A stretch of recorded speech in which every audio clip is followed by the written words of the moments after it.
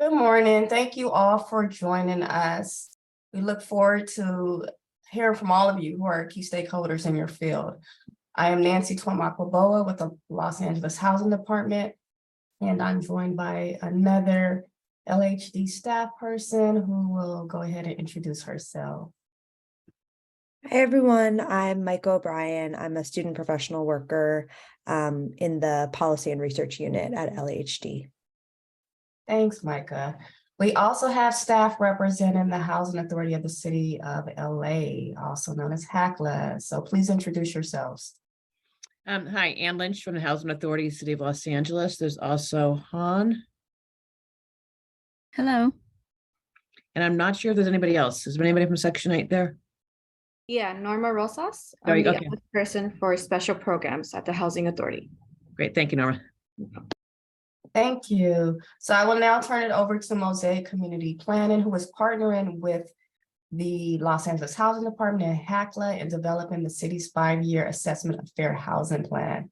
They will be facilitating our discussion today, and we'll start with a presentation. Thank you. Thanks, Nancy. I'm Melissa Mayu with Mosaic Community Planning, and we also have a few other members of our team on the meeting if they'd like to introduce themselves.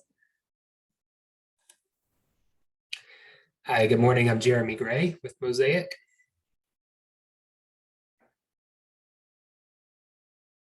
Hi, I'm Madison Hughes with Mosaic. And I'm Heaven Silva with Mosaic as well. And I think as well, so we want to have this meeting be a discussion and hopefully have you all talk for most of it. So it would be great to get an idea of who we have in the meeting. So if folks wouldn't mind coming off mute and introducing themselves and the organization that they're with, or leaving that information in the chat, that would be great.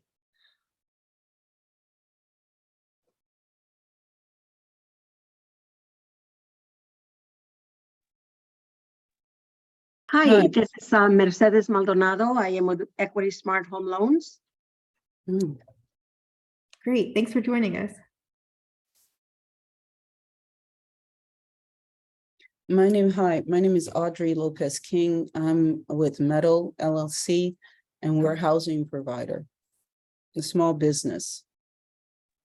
Great, glad you're here. Hi, everybody. My name is Paul Liu. I'm with a company called Citymore Studio, and we're a product design company, and we work a lot with mortgage companies to work on tech solutions for residential real estate.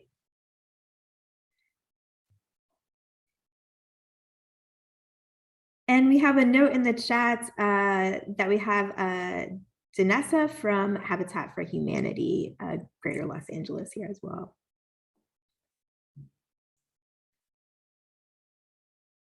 Well, hopefully we will hear more from the rest of the group as we get into our discussion. Before that, I would like to start with a brief presentation about the project that we're doing. I know some of you may be familiar with it and some less so, but we'll start with a little overview of our fair housing study. So this project, an assessment of fair housing, or AFH, will analyze the fair housing landscape in the city of Los Angeles, essentially looking at whether everyone has the same ability to access housing suitable for them, free from unlawful discrimination. This study will also look at how well people are able to access different types of community resources and opportunities, depending on where they live.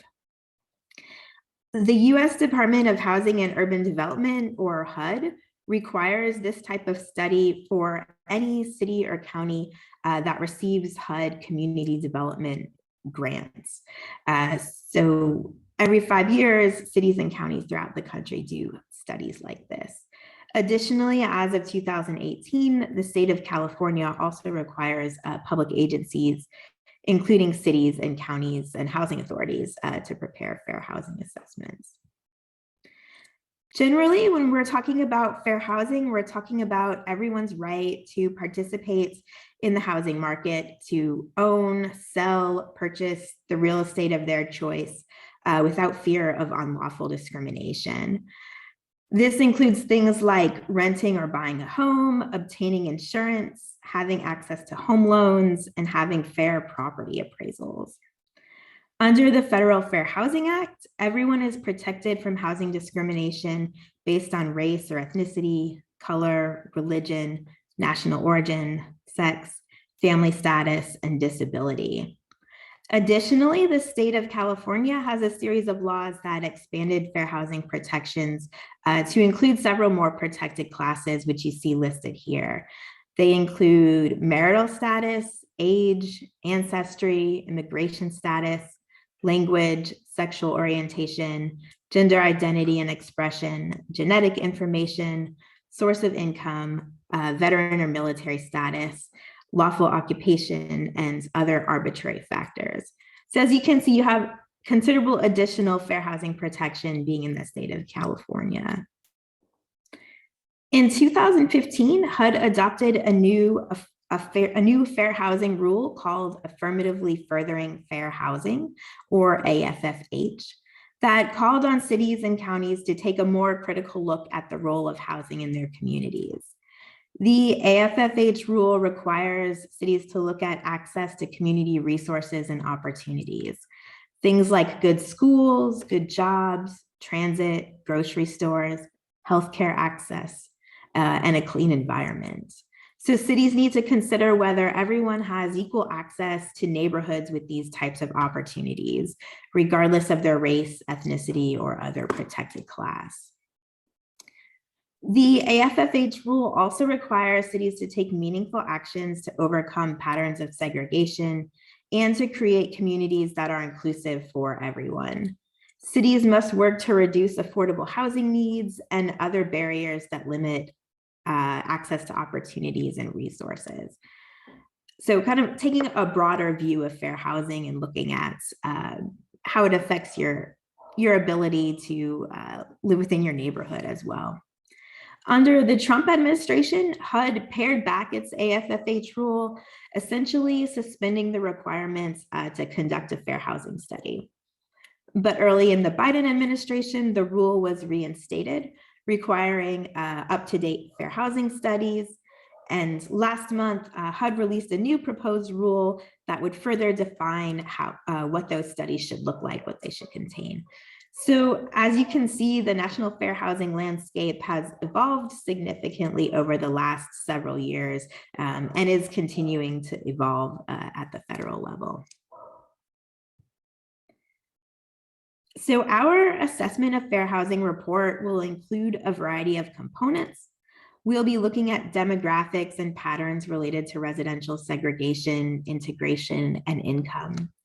We'll identify areas with high levels of racial segregation, including those with high levels of poverty and affluence, so looking at the role of income. We'll also look at access to opportunities like schools, jobs, transit, and a clean environment, and whether everyone throughout the city has fair access to these types of resources. We'll consider housing costs and whether affordable housing need varies by protected class. We'll also look at public housing, tax credit developments, and other types of affordable housing. So what is available and in what parts of the city. Finally, the study will include a summary of key fair housing issues, along with goals and strategies to address them over the next 5 years. So kind of this is the action-oriented part of the plan. So outlining what the city and HACLA will do to address the fair housing issues that the study finds. Community inputs, including the input we'll get from you today, will help inform all aspects of the study. In addition to meeting state and federal requirements, the AFH will be very important as local leaders make decisions about housing policies and resources. It will be built on community input and is one way residents can voice their opinions to city and HACLA leadership. The study will advance past fair housing efforts, so things like the city's housing element and its previous assessment of fair housing from 2018. Ultimately, what will come out of the plan is an action-oriented strategy that can impact the city's decisions about how to spend the grant funds it receives for housing, community development, and homelessness. The strategies will also shape projects, programs, or policies by the city and HACLA. The final plan will be adopted by the city, by City Council and HACLA leadership. It represents a commitment by them to implement activities that expand fair housing and stop future housing discrimination for all residents. So examples of past programs and policies that grew out of previous fair housing studies include things like the city's laws around source of income protection, or the city's tenant anti-harassment ordinance, eviction prevention efforts like Stay Housed LA, and others that have grown out of past studies similar to this. We'll get into our discussion in just a moment, but I wanted to share with you an overview of the timeline for our process. So you can see here that there's quite a few opportunities for public input. That includes this meeting and other similar meetings that we'll hold this month, as well as public meetings that we had at the end of last year. We also have a survey open, and we'll talk about that a little bit later in this meeting. In the summer, we'll hope to hear back from you to get feedback on the draft fair housing issues that we identified and strategies to address them. So kind of your opportunity to let us know if what we are saying in the draft reflects what you told us earlier, making sure that we're on track. And then we'll have a complete draft available later that summer. We'll make final revisions to prepare for a fall approval by City Council and HACLA. So at this point, I'd like to pause and take any questions that anyone may have. After this, I think we will get into our discussion, but if there's any questions anybody has about the study or our process for it, happy to take those now.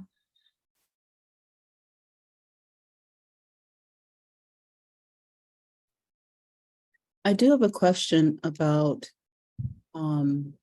whether the program is also looking at the providers of housing and how these programs and these initiatives affect small property owners.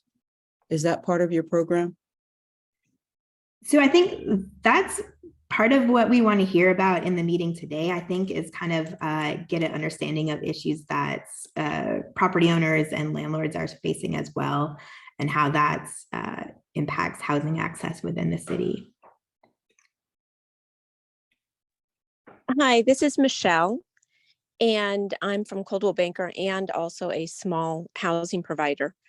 And I just want to know, like, to bring up a specific topic, the harassment of tenants, that bill, is there something that's going to be brought up that protects the housing provider? Because I have lots of clients where the tenants are harassing other tenants, and you know, the owner isn't doing this, and there's just really their hands are tied. Okay. So harassment between tenants. Well, yeah, and that the owner is basically responsible to do something to provide, what is it called, safe and happy living or something like that. But their hands are tied. They legally, nothing can be done because they have to get other tenants to actually write affidavits and put their name on the legal forms with the attorneys.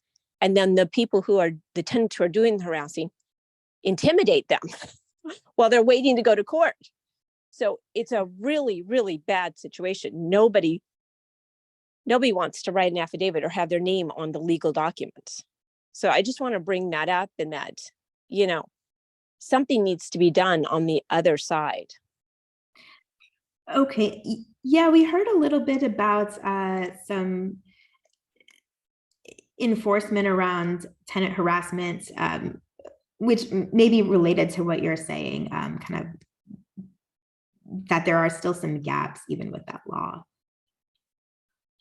Thank you for your comment and feedback. I think that's, something in which we are, we need to receive and hear, because it is a matter of, as we talk about rental housing and we talk about, really in terms of being able to ensure the safety of those living in housing, we also need to consider those who are providing the housing, right? So what does that mean in terms of protections on both sides? So this is something that is good to hear and know, so we can take this into consideration and how we're talking about protections and ensuring housing stability and safety for everyone. I would say this as a small business provider. I know that a lot of these policies when they're nascent at the beginnings of them, they sound good on paper, but when they're acted out or in the long term, when they're not revised, the overall effect can be very damaging to smaller property owners like me. And that's the concern, and people like me that I have when I'm listening to all these wonderful ideas about tenant protections, because when you're a smaller property owner, these things don't happen in a vacuum, and the tenants are aware of their rights, but there aren't many avenues for you as a property owner other than a very expensive legal process. That's about the only thing that I see out there. I don't see an arm that offers equal support to property owners when they are having issues with tenants, or when they're having issues with policies like rent stabilization ordinance, or REAP, or SCPE, or fees. All of these things can be very burdensome. They've proven to be very burdensome to smaller property owners. And we don't seem to have a lot of leeway in terms of where to go for assistance. And I'm curious as to whether that is also part of the funding to help out smaller business owners who don't have the flexibility or the finance to address some of the issues that come up when agencies don't do the things that they're actually tasked to do.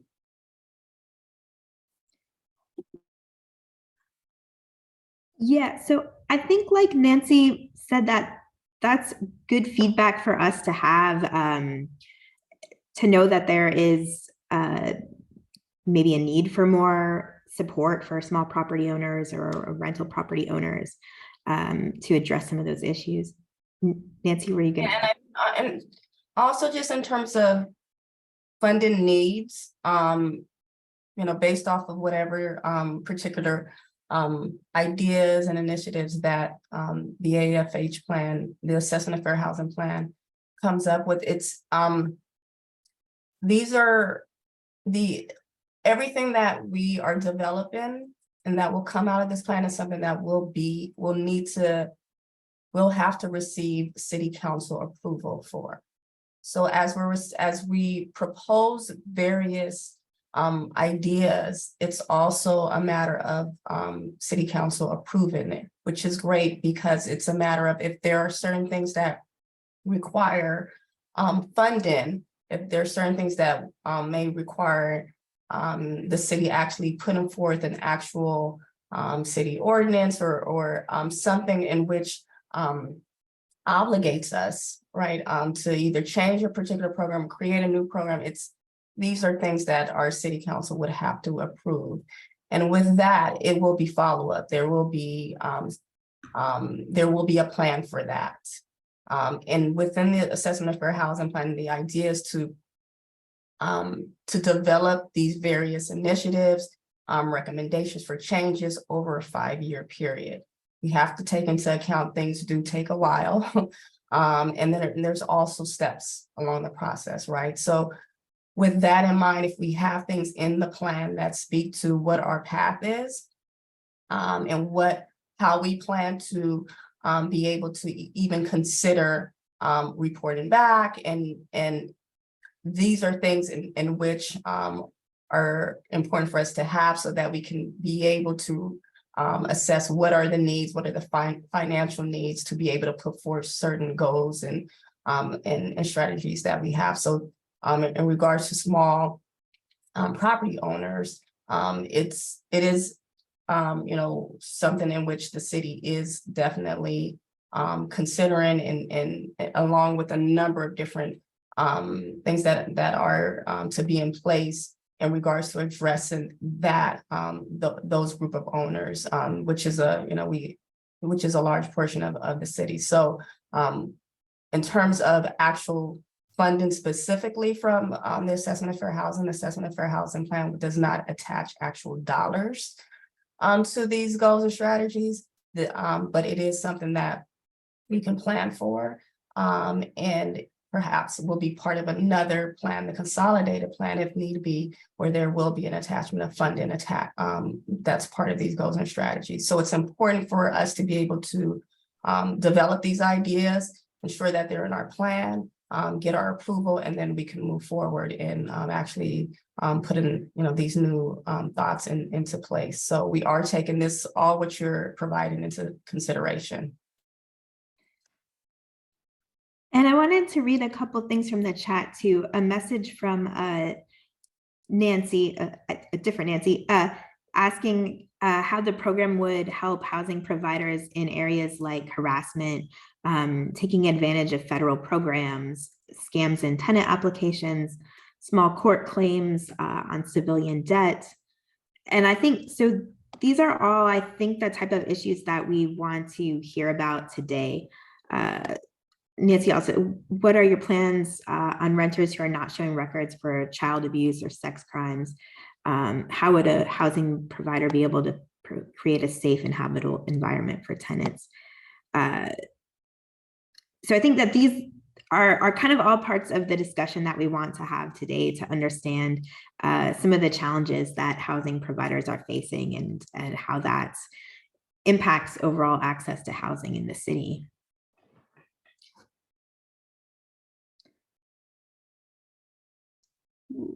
Let's see. And another comment from Michelle that City Council has demonstrated that they are anti-housing provider. So I think that's something we can talk more about in the discussion as well. So I think with that, it might be a good idea to dive into our discussion questions. I know we have a mix of folks on the call who are maybe rental property owners, more on the rental side, and some folks that deal more with home loans or home ownership. So we were planning to break up into a couple smaller groups to discuss those topic areas. So you should all in a moment see an option on your screen to choose to go to either a rental housing discussion or a homeowner discussion.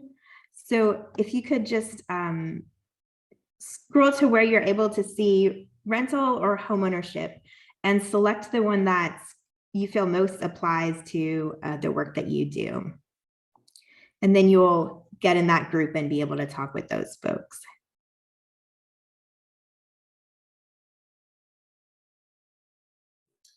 Well, welcome everyone. I'll just reintroduce myself. I'm Jeremy Gray. I'm a principal of Mosaic Community Planning, and I'll be facilitating our conversation in this discussion here. And this is focused on rental housing issues within the city, or focused on issues of rental housing providers. So that might be landlords, property owners, property managers, and helping me out and also taking some notes in our discussion is Madison Hughes.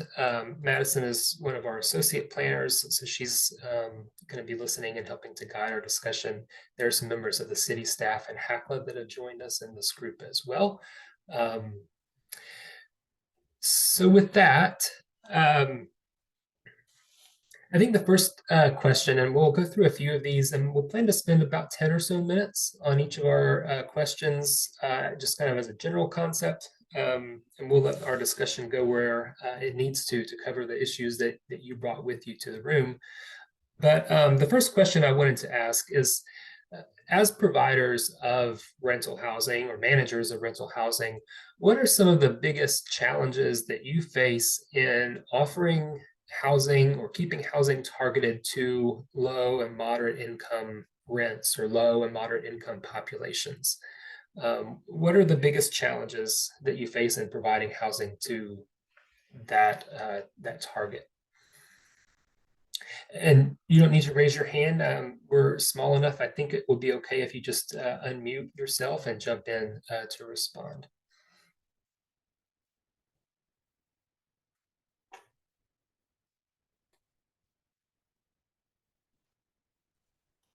Hi, this is Michelle.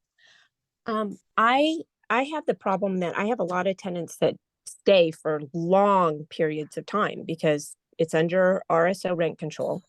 And of course, they're not going to move because prices have gone up. So that's, I just have a lack of inventory. Okay, and turnover maybe would be fair to say. Like units. Yeah, as a result of the protected rent. Gotcha. Okay. Yeah, thanks, Michelle. Anybody else? Yeah, I want to talk. We have a lot of tenants who, as Michelle said, are under protected rent, and they do stay for a long time, and they buy properties of their own and make money on the side because they're in a low rental. And I have several of them that have recently or within the past 10 years bought properties and making incomes, but they don't want to move. So I think rent control basically is harming the mid-income or low-income people to be able to use those units. I agree. I have some of the lowest rents in Los Angeles. I have tenants who have been in the property that I inherited after the passing of my husband, who we purchased with the property. So I have tenants who've been in the building for 20, 25 years. And being a small property owner, when it was under my husband's care, he didn't raise their rents, and we're under RSO. So I have, like, in a 12-unit structure, I have roughly 5 tenants who have larger 1-bedrooms because RSO mostly affects structures like mine that are like from 1920s, 1970s. And these tenants who have been in the building are paying me $500 a month. Because of the cap that RSO has, it's difficult for people like me to be able to afford improvements. And I actually care about my tenants. So I've taken my own savings and I invest it towards improving the space, but I don't get a real return. And it's difficult for me to get loans because of the caps that are placed on it and because of the extraordinary low rents that I cannot of my own improve. I went for a justifiable rent increase, but it's burdensome. The way that they put these structures together, the paperwork is so extraordinary and bureaucratic that you can't move freely with the flow of the market. The market is dynamic. So I have these stagnated rents that are $400 and $500 with these huge units that are roughly 500, 600 square feet. And HACLA, or Section 8, is only willing to look at the number of bedrooms. So I have a 1-bedroom that could be a 2 to 3 bedroom getting $400 a month rent. And if I go for a justifiable rent increase, I recently did this now. 2 years ago, I applied for the rent increase and they didn't, though they cashed the check, they didn't allow for the justifiable rent increase because of COVID. They finally decided to look at the application in October of last year, and they declined the justifiable rent increase. Even though these units are $400 and $500, they declined because I did not submit the paperwork correctly. I'm struggling to survive, and the RSO restrictions are are choking me out. You can't survive with all the increases in cost of living and all the repairs incumbent upon a person who has an older structure that just are built into it. You can't survive on these rents and in this structure. And in fact, what it does is it encourages these people to tear up the improvements that you make so that they can justify remaining in the space at the price. I've had tenants deconstructing units, deconstructing the little money that I have to put into the building and repair it. I have them tearing back up again so they can call Section 8 to complain about scratch paint. I had an issue like that recently where I remodeled a unit and this new tenant who's coming in off the street is empowered through this program to create problems for me. He scratches paint. We'll call him Hot Potato.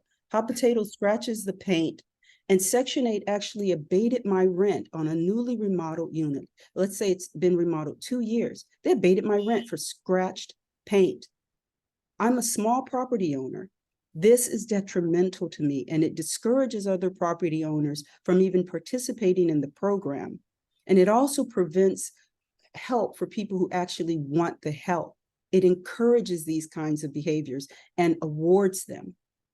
And it's burdensome for people who are actually trying to do a good job. There's this RSO, there's also REAP. We were placed in REAP when we acquired this property several years ago, roughly when my husband was alive, maybe 20 years ago.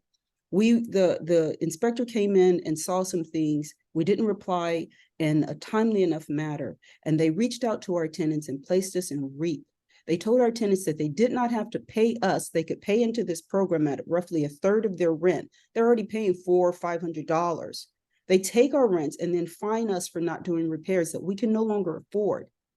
Okay. Owners have lost their properties to these programs that are supposed to be about protecting tenants. And this is wrong. Yeah, thank you. I think that paints a really vivid picture, I think, of some of the issues. So thanks for sharing those issues, but also kind of very personal sort of way your experience with them. Is there anybody else that wants to share?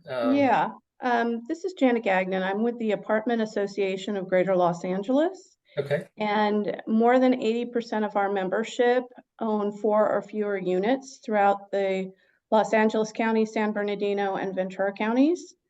And, you know, I think it was touched on earlier. I think it was a good point that there is no means testing, income testing ongoing for people who are occupying RSO units.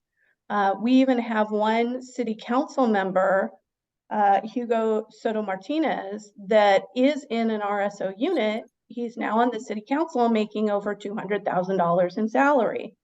So it's that kind of no touch base and checkpoint to see that the people who are in those units continue to need to be in those units. And then number 2, I've spoken with many of my members over several years on the program itself, and they feel like they're not getting assistance from staff to deal with problem tenants, and that it feels more like there's an adversarial relationship towards the rental housing provider instead of a mediator, facilitator, assistant to help resolve issues. And certain people in every income level have a mental health crisis, or they'll have a trauma, or they'll have PTSD or some other thing going on that then provokes them to cause excessive damages to a unit. And our rental housing providers reach out, and the various staff at the government agencies don't provide any assistance to them and don't want to hear it. And so it discourages more of our rental housing providers from wanting to take a chance on different populations, knowing that if those additional damages are done, there's no reimbursement, there's no assistance, there's no help from the government agency. So they oftentimes feel that it's very one-sided, and instead of having an entity that works for both sides and comes to a consensus and a resolution that helps everyone, that it's very one-sided at this point. Thank you, Janet. Appreciate that perspective. Can I talk? Thank you. Yes, I saw your Yeah. hand. Ellie, go ahead. Yeah, just to reiterate on Janet's point, I have tenants who, when they started, their rent was $2,400, and nurse, and the other one is in computers. Before they used to make 10,000, now they're making about 20,000, but their rent is increasing. I mean, City of Santa Monica is increasing $40 a year, and meanwhile, our plumbers have tripled the price. The gas has tripled. So I don't understand, how are we supposed to stay in business? How come the tenants are abusing that RSO rent control? I think there should be checks and balances. Every year I have a lot of tenants who make cash and they don't show how much they're making, but they're using RSO. So that takes people who are really, I have a tenant who was telling me she made $1 million this year, and her rent is increasing by nothing for the past 3 years. And that just takes the housing units out of the hand of really middle income and low income. When there is no checks and balances, I think every year there should be some sort of renewing the lease if they're really low or mid income. Otherwise, if they're making a lot of money and can afford to buy a property, they should move to the property and do not use this system.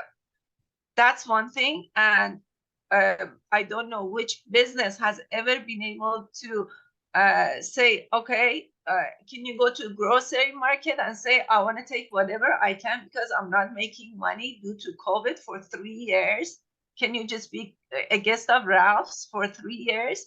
We have a lot of tenants that we know they're making money, but we just cannot afford the attorney fees to go and pursue it and get the money from them. So, I mean, there's a lot of abuses going on, and we just talk about tenants' rights, but there should be some entity that talks about small business rights that cannot afford attorney fees. Okay, thank you, Ellie. Let me move us along to a somewhat different sort of question. I appreciate all this input, and there was lots, I think, here that you had to share about RSO. If there are other challenges that you face besides that, maybe mention those in the chat so that we can keep track of them. But in the meantime, I wanted to move on to this question. Late last year, we held a series of community meetings talking with people about fair housing. And one of the things that came out of those meetings with just members of the general public, we asked about what sorts of things are common barriers to finding and obtaining rental housing, and things like credit history, record of past evictions, criminal background checks, incomes that were less than 3 times the rent, were all things that got mentioned in those meetings. And I wonder if those sorts of things align with your own experiences as housing providers.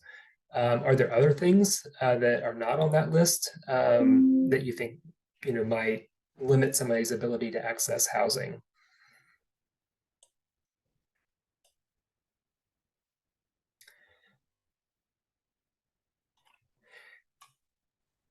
Well, I can take a stab at that.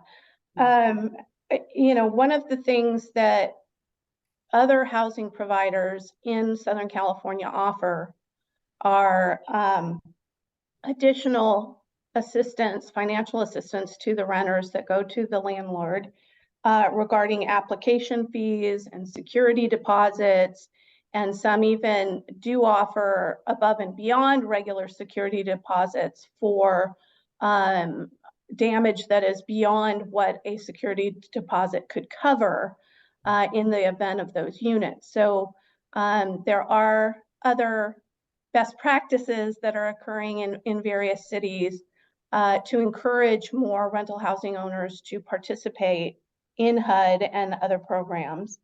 And I think that part of what is happening on our owner side is that, again, they don't feel like there's any safety net if they put someone into a unit and then have problems with them later.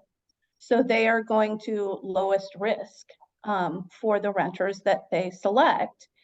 And, you know, the fact that someone has a poor credit history, it's the only source that we can go to look at whether they're going to actually pay the rent that they owe. And even under HUD, many people owe a particular percentage that they have to come out of pocket with to provide to the rental housing owner. So there is still a risk there.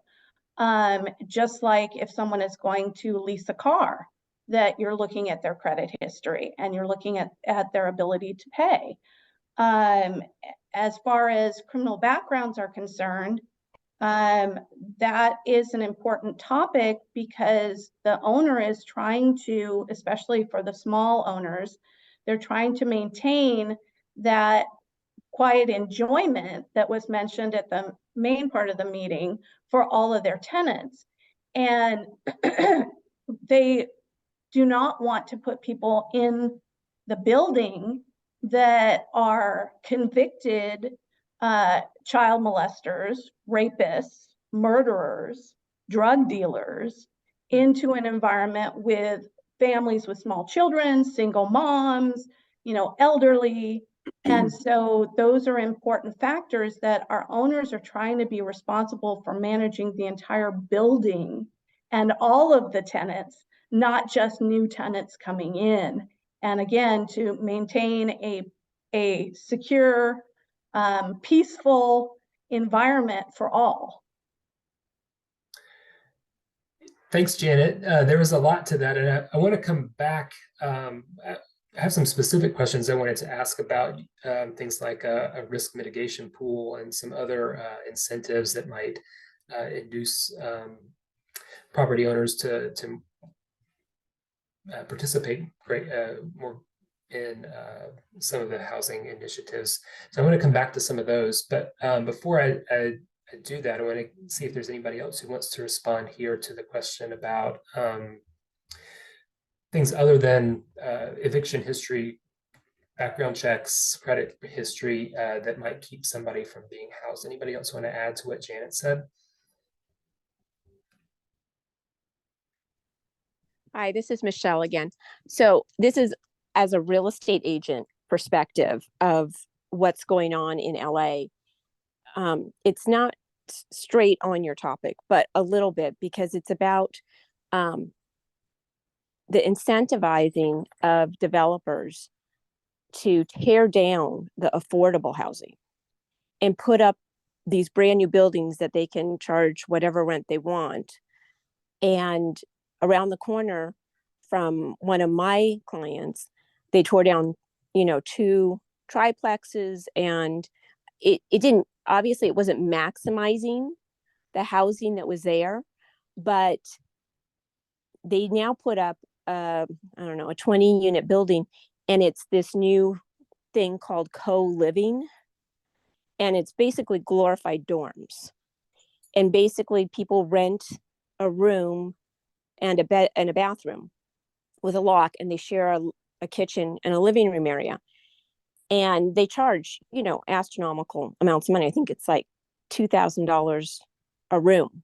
So the developers are making money hand over fist, but you're getting more of a transient type of person, because no family is going to go into like a one-room situation. So the affordable housing where families that, need the housing can't get it. So I think it's a developmental problem that they're incentivizing the wrong thing. Okay. Interesting. Yeah, thanks for adding that. So let me ask then, we touched on it, but I wanted to come back to it. So there are, and Janet, you mentioned other communities that are doing some of this type of thing, but examples would be like a risk mitigation fund for high-risk tenants. So some sort of a pool of funding that could support landlords who, maybe do go out on a limb and house a high-risk tenant, get burned because the unit is left in terrible condition, for example. Is that something that is of interest to you, would be appealing to you? Are there other sorts of incentives or programs that you have heard of or would like to see the city, LAHD, or HACLA consider?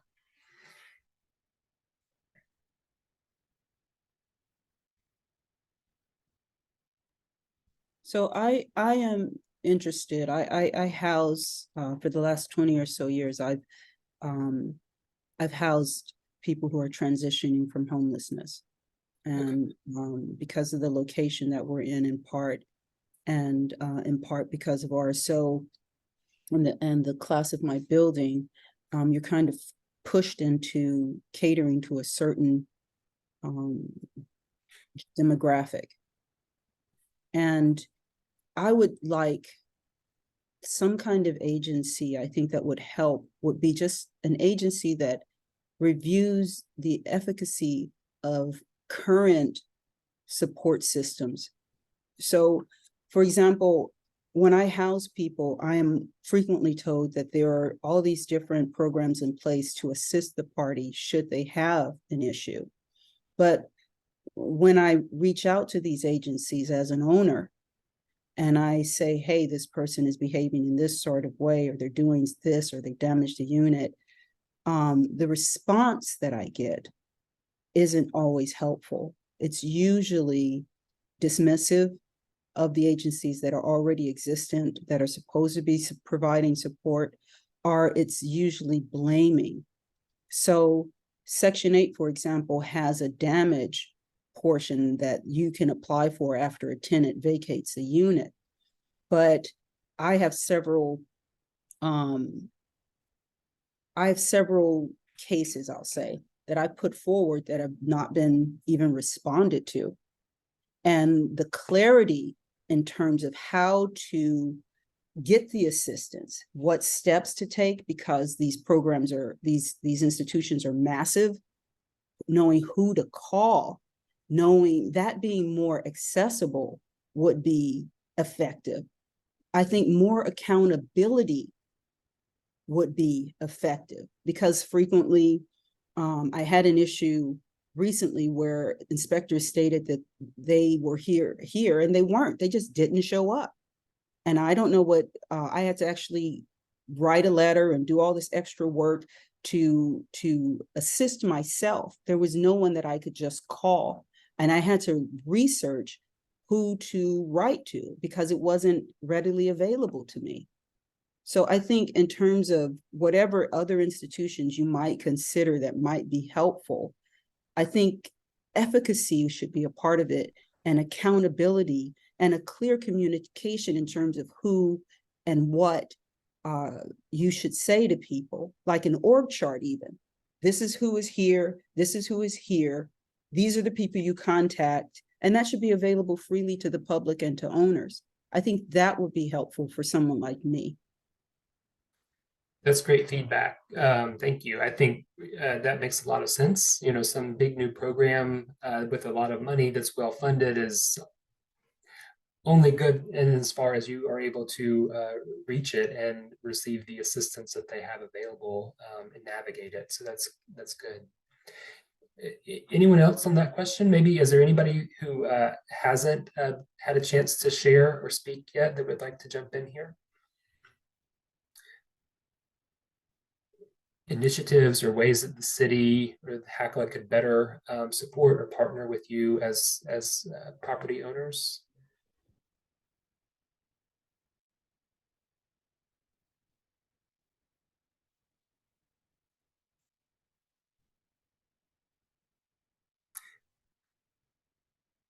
Okay, let me move on then to a question here about application processes and costs for tenants.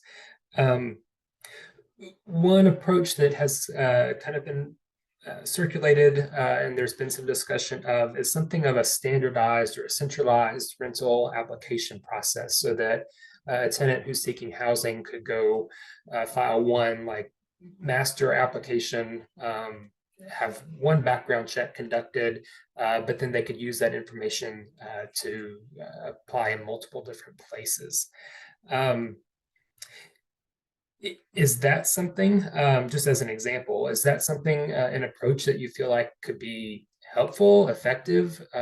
Is that something you'd be open to, or are there other ideas that you have around how to better maybe streamline tenant application processes?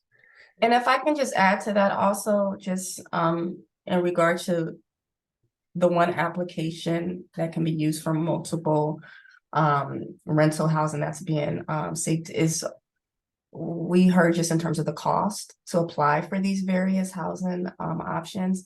It is a lot for those who are lower income.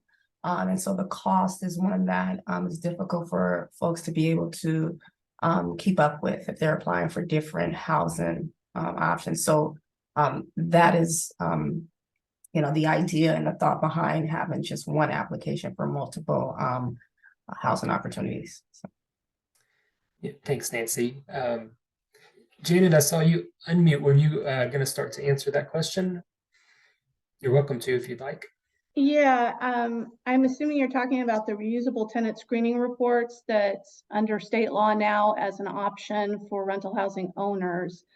And it's a great idea as an option for our rental housing owners to be able to access that information. There are concerns about making it mandatory versus voluntary, since it's a brand new tool and we're not 100% confident how accurate it's going to be, how secure it's going to be, what information is contained in it.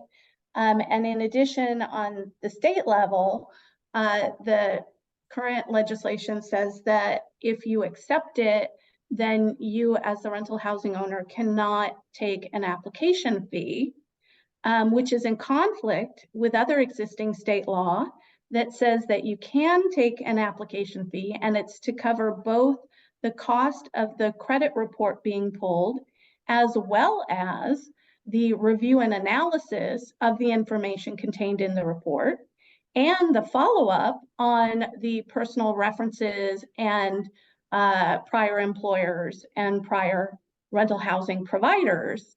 So it doesn't seem to completely cover the actual cost, that it's becoming a trade-off for a rental housing owner, that if they accept this new report, then they can't get compensated for all the work that they're doing in reviewing the application. So, I don't know that's going to be worked out or when that's going to be worked out, but those are some of the issues we initially see. Okay. Good. Thanks for sharing that. Anyone else on this idea or other related ideas? I want to clarify just a message in the chat in regards to government run applications. I think, just to be clear, we're not talking about government run applications. We're talking about applications among those who are housing providers themselves. So this is not something that it will be government run. So just to be clear. Sure. Thanks, Nancy.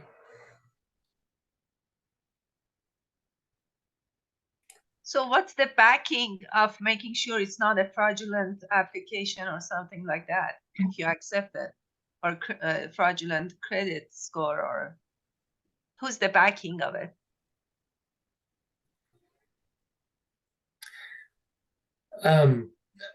Unless Nancy wants to jump in on that. No, I'm not sure.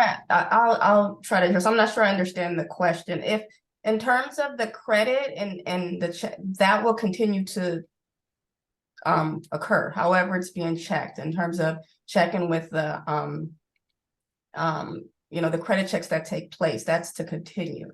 However, applicants' credit is checked. That is something that would, whatever process that is currently undergoing. So it's not changing that. I don't know if I answered your question, but I think she's probably talking about who generates the reports. And at least under state law, credit unions, some of them are not credit reporting bureaus are starting to offer them, as well as third parties. So, and the third parties are presumed to be getting the same information from the credit bureaus, the existing credit bureaus, not creating their own, although there is some concern about cyber fraud and fraudulent information being produced by third parties that are not viable businesses. So there is kind of that concern as well. And I would also say that with any reuse of a form, the current state law is 30 days, and somebody could file for bankruptcy and receive bankruptcy during the 30 days. They could lose a job, they could be evicted, they could do all sorts of other things that would show up on the credit report normally, but for it being too old and aged. And so at least under state law, there's a provision that if rental housing owners do agree to accept these reusable forms, that they can also require that the renter swear that the information is still accurate, since you may be getting information up to 30 days old. Good. Okay. Thanks for adding that. Thanks for adding that detail. That's helpful. Hey, Jeremy. Yes. Sorry, could I clarify something really quickly?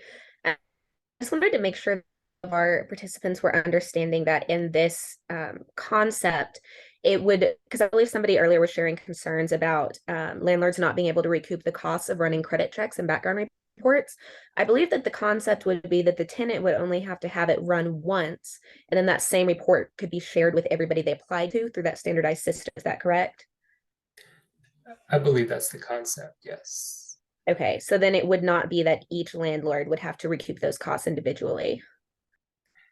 Yes, I think that's true. But they would still need to review the information contained on the report, and under state law, that's being prohibited if they agree to use these reports. I see. So you're going to be in conflict with state law. Okay, got it. Thank you, Janet. Yeah.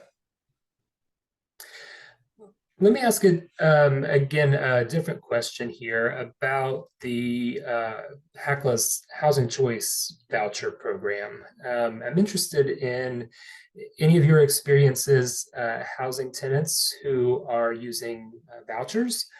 Anything that the city or HACLA could do to increase landlords' willingness to accept vouchers? Is there anything that HACLA could do to better communicate and work with landlords? I think just any sorts of thoughts or input that you might have in that area would be really helpful to us.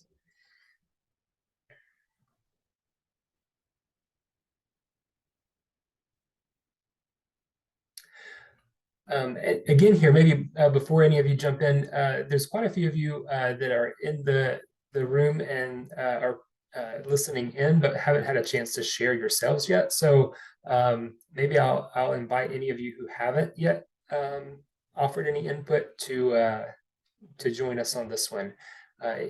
Anything about your experiences working with HACLA and housing voucher holders that you would think would be important for us to hear?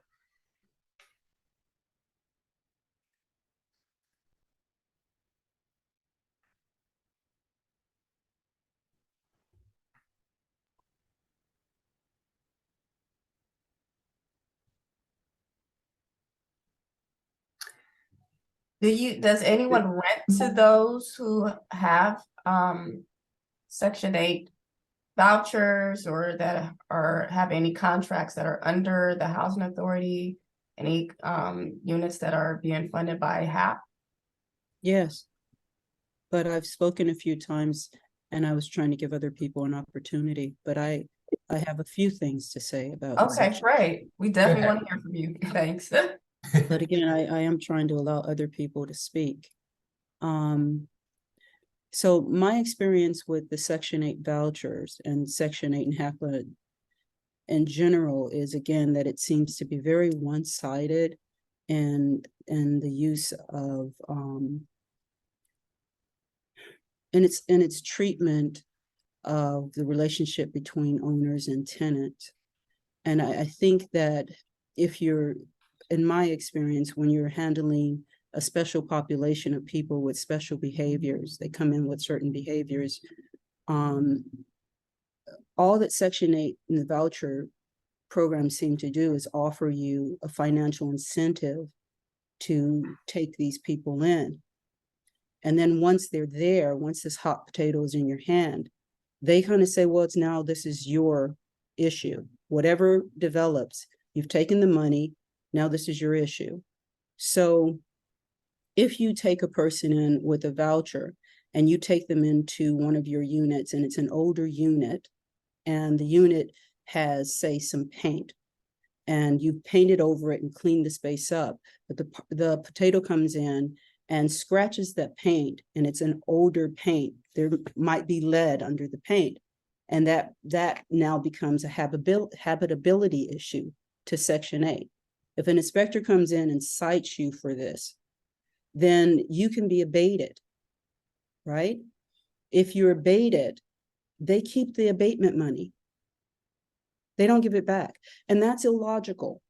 So if I have a regular tenant who does damage, it's on them for one thing, right? But if they do damage, or if there's something that occurs and they have to do the repair because maybe I didn't do the repair, it's the only amount of money that they can take out of their rent is the amount up to the repair. But with Section 8, they take the entire portion that they pay and they abate it until the problem is resolved, and they keep that money. I don't even understand how that's possible. So if someone, say, scratches the paint around the light bulb fixture because they have a habit of doing damage to spaces, and then an inspector comes in and cites it as an owner fail, and then for some reason, through miscommunication or whatever, the rents are abated, you lose, it's $30 worth of paint, but you lose whatever amount of money Section 8 pays. And that's a problem. It's another problem if you're a small business owner and you're trying to work with a special group of people. So I would think that there should be some kind of protection there. If especially if the tenant has a habit, like some of these tenants do, of doing the same kinds of damages over and over and over again, there should be something in the system that helps an owner deal with that, and easily, without a lot of paperwork. Yeah, and I would just echo that because, and I have to say, we encourage our members to, explore Section 8 and have done a listening session with HUD flying in to speak directly with our members and others that they also invited. So we are very passionate about this issue and trying to encourage folks to participate in the program. But yes, what she touched on is an inspection problem. I've had members say that because there is an understaffing for the inspectors, that the simple thing of changing out a light switch, which literally takes less than 30 minutes to do once you have the maintenance guy there, can take weeks to have a reinspection done, and that money is being held up, or that person can't move in at all because of that very minor repair. And so, if there was the ability to do a tiered inspection system where minor repairs could be self-certified or expedited for review, or done via Zoom or whatever it is, to have those issues promptly addressed. And I would also share, that was just shared with me within the last week, one of our members renting to a Section 8 person. The person wound up going to prison and was not at the unit for the last month. And then HUD is trying to get the rental money back. Now, how does a rental housing owner know that the renter has left because they are now incarcerated versus them being on vacation or versus them visiting family? Because of the earlier mentioned anti-tenant harassment ordinance, we're discouraged, our owners are discouraged from having direct conversations with their renters for fear of being wrongfully accused of harassment. So that's a, this has put a severely bad taste in his mouth, and he can't get a hold of anyone, as was also touched on the staff side, to help him resolve this issue with HUD and say, how could I possibly know? I'm not his nanny. I don't know where he's gone. And I'm not entitled to ask questions about where he's going because that might be construed as harassment. Okay. Yeah, these are some complex and there's some nuance to some of these too, but it just kind of reveals how sometimes the application of a broad policy can have some. There are always going to be some of these cases around the edges, or maybe you don't feel like they are around the edges. Maybe it's more mainstream than that. But yeah, I think you're doing a good job of highlighting some shortcomings in some of these. Jeremy, unfortunately, I could attest from my experience. I've actually had to join a small business owner group to get some assistance and consensus in terms of what my experience is versus the larger group of people out there. And I can say that it is more the norm than not. It is not on the edge. It is right in the heart of the problem. We are experiencing extraordinary challenges as small business owners. We as small property owners are losing our properties and our inheritances for our wealth for our children. I'm under extraordinary stress right now due to the RSO and SEP policies, and I'm listening to them say they're going to create more policies. But if I do a web search and look for anything to support me as a property owner in terms of the legal issues and the complications that are created through this extraordinary bureaucracy, there's almost nothing there. It's all about tenant rights and report your landlord. And it's just extraordinarily harsh on property owners, small property owners. Larger corporations who are buying up our properties, right? They can afford the attorneys and they have the income to address these issues and jump through these hurdles and the hoops that are created. They have staff, but usually most of us are 1- and 2-man shows.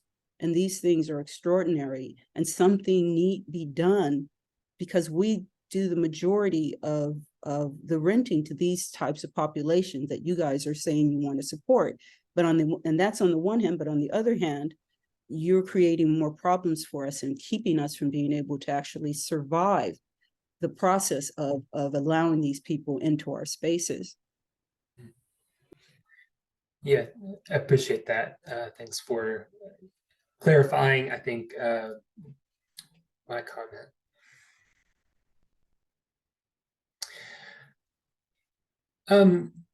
This is related, I think, but another question I wanted to ask. So as professionals in the housing industry, how do you stay on top of all of the new initiatives or new programs that might be rolling out on top of housing laws and policies? How do you keep up with that information?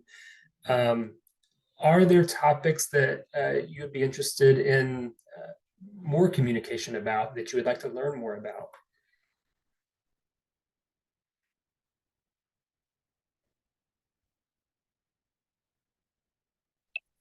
Hi, this is Michelle again. I just want to say I have to thank God every day for Apartment Association of Greater LA and Apartment Owners Association.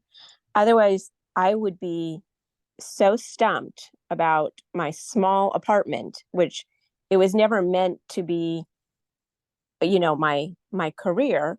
It was that I struggled hard and I economized and I invested in a piece of property that is supposed to help me in my retirement. And now I'm being penalized for owning a property and doing that. So, but I just have to say that I don't, everything I get from RSO is tenants' rights, tenant support. How do you get an attorney? How do you take your landlord to court. There are no webinars to support housing providers.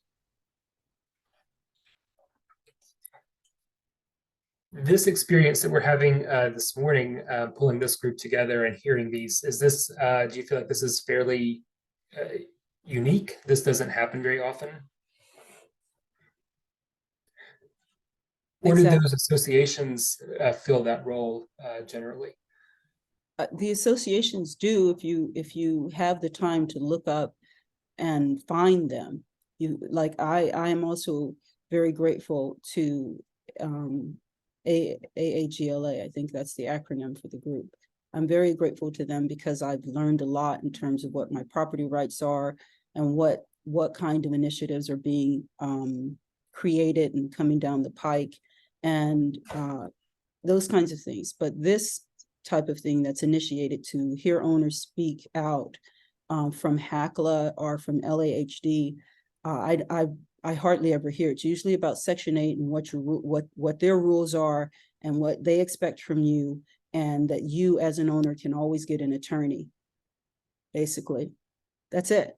You can get an attorney, and that's really unfair. It's very unfriendly, and it's kind of frightening and disheartening, because like Michelle was saying, you put everything you have into this, and this is very personal because this is your livelihood, and it's being whittled away at with all sorts of fees.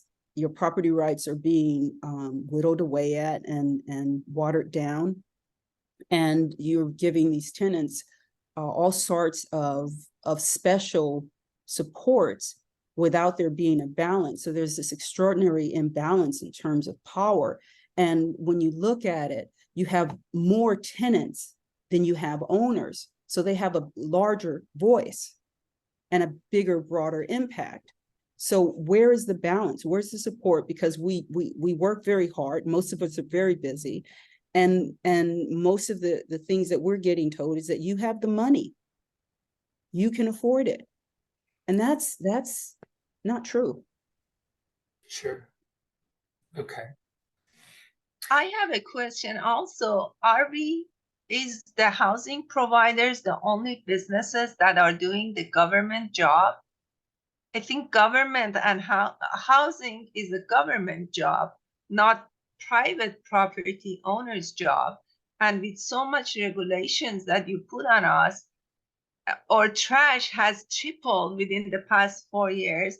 Our gas was tripled the past 2 months.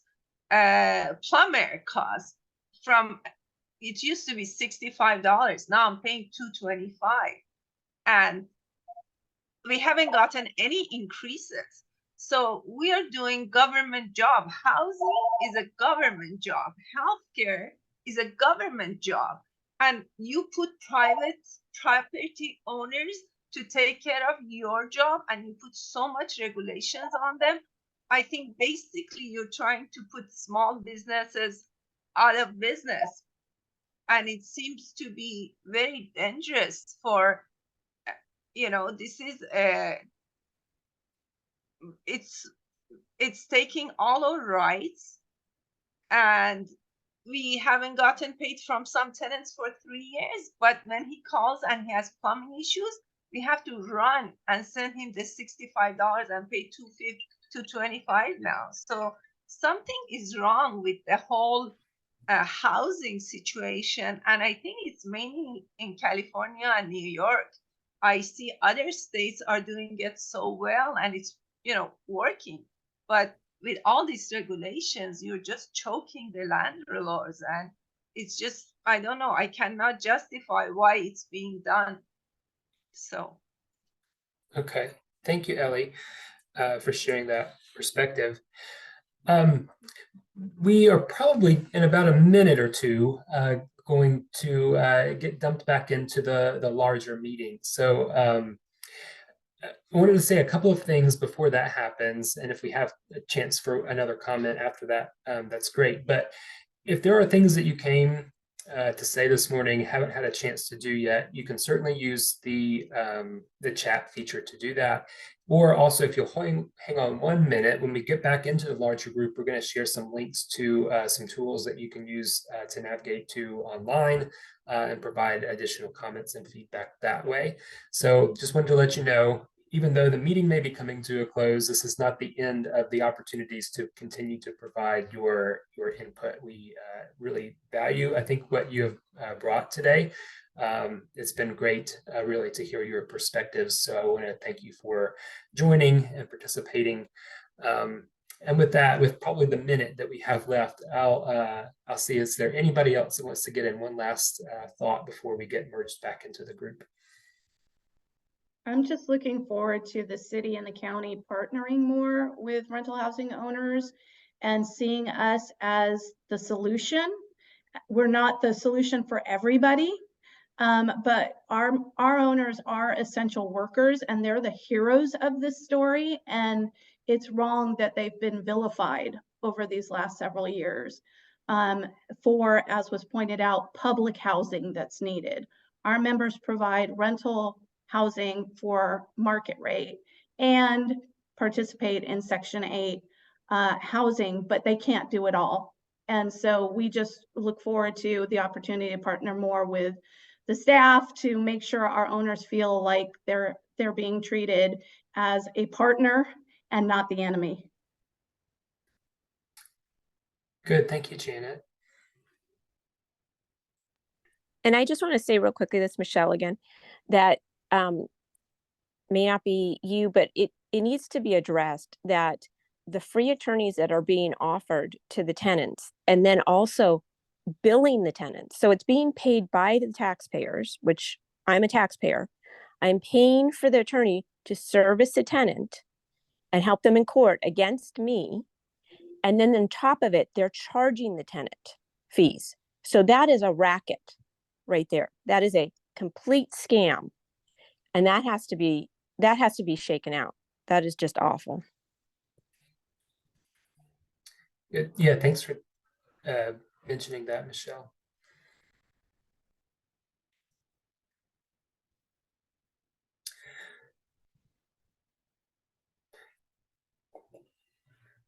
Okay.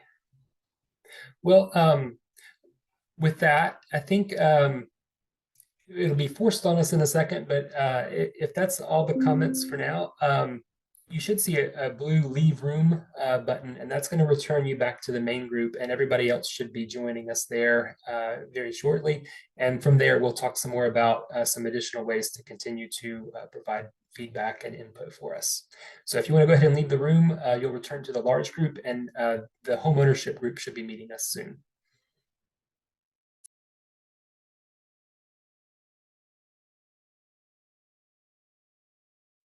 It may be helpful now that we're in a smaller group to go around and do another round of introductions, just to give us a sense of what organization you're with or what type of work you do. Tressa, if you want to start.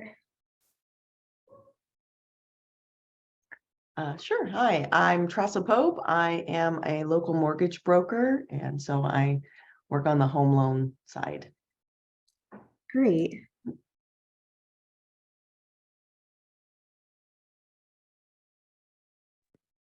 Yeah, Paul. Hi everyone.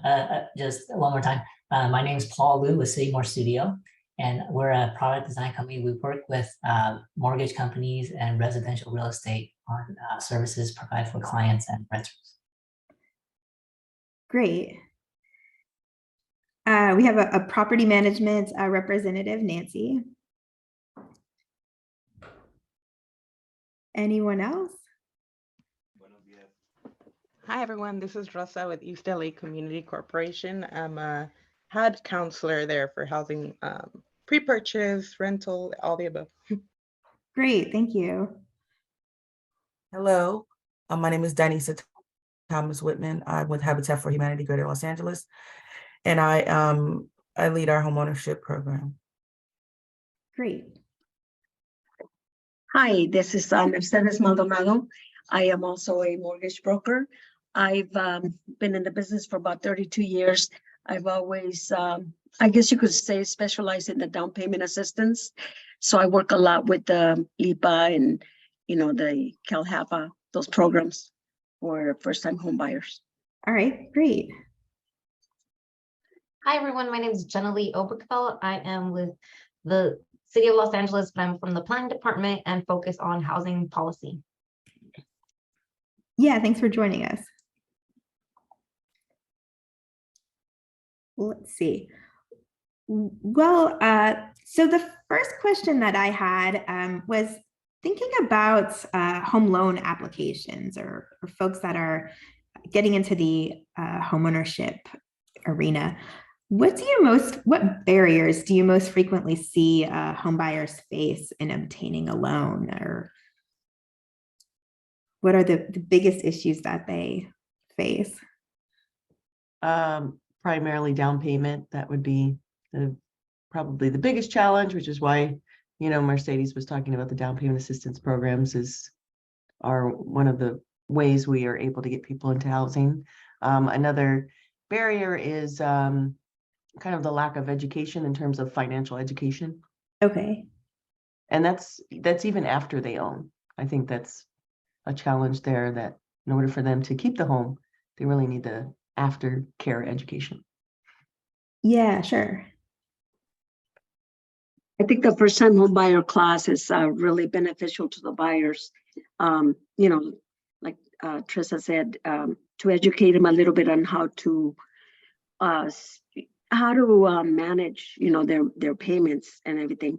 I get a lot of where they have a lot of cash, but they have it at home, and they don't, for whatever reason, don't trust the banks.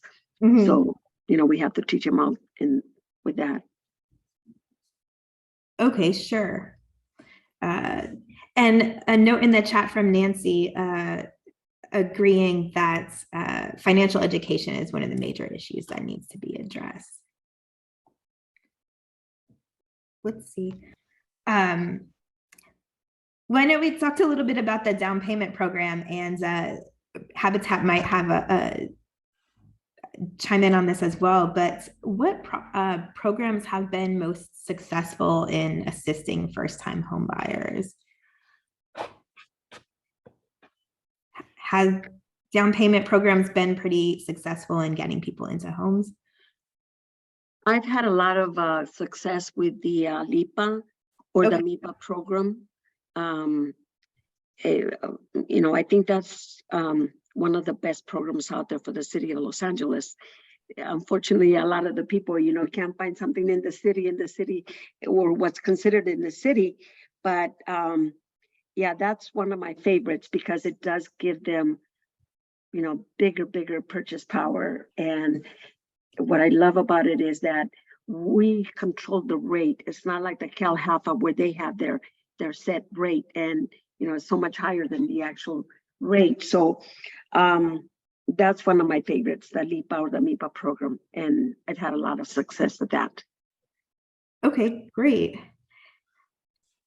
Are there any changes that you feel like the city should make to that program? Has it's been working pretty well, or are there ways it could be improved?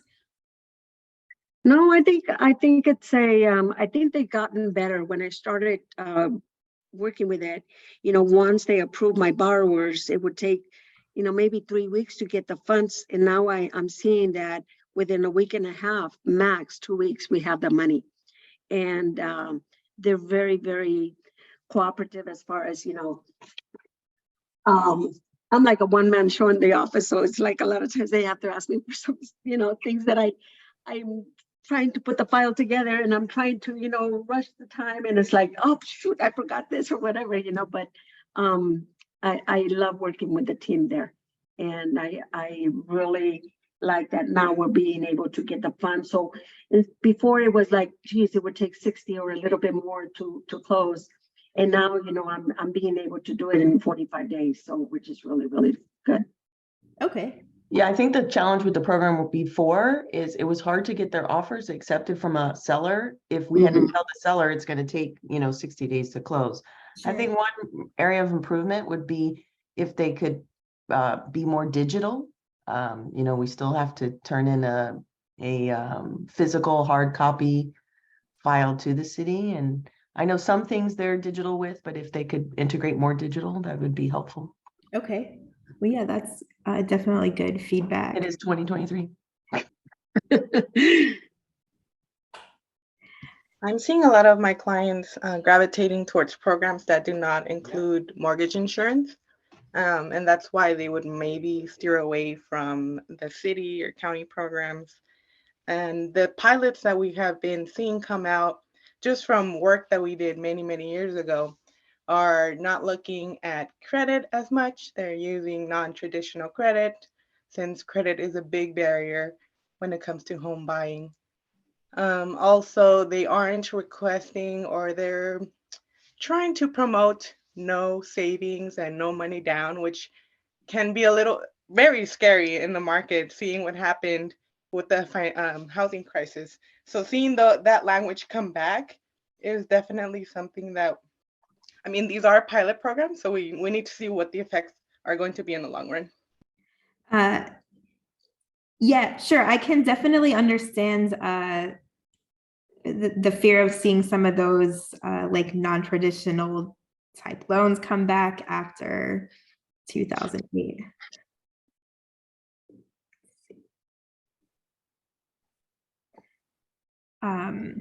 Well, great. Yeah, I think that's great feedback about that program. Let's see, what about, so we, and maybe, sorry, Nancy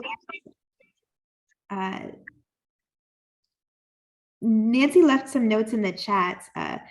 So as a property manager, we're always facing issues with residents that are not educated about apartment living, like basic housing rules, sanitation, and things like that. Okay.